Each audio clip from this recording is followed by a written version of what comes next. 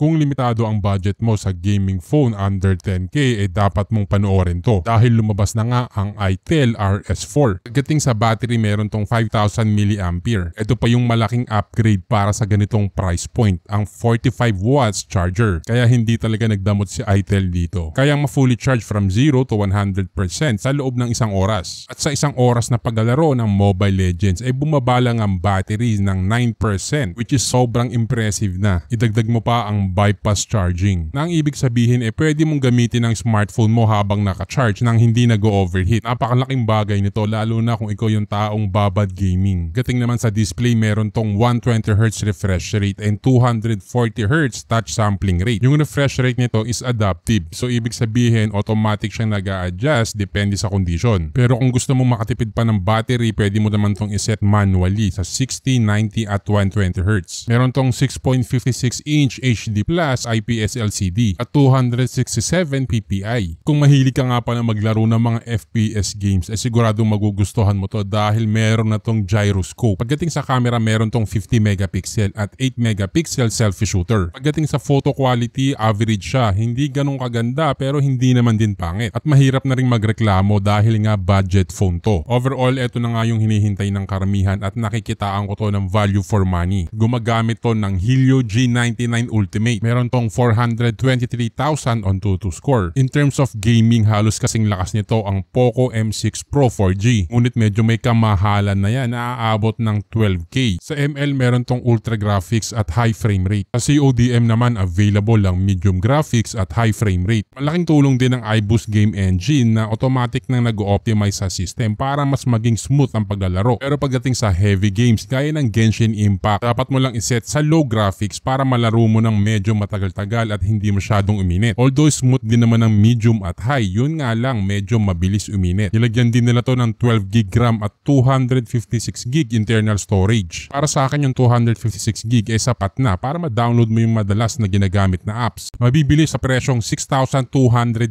pesos ang 8GB RAM at 128GB internal storage at 7,499 pesos naman para sa 12GB RAM at 256GB storage.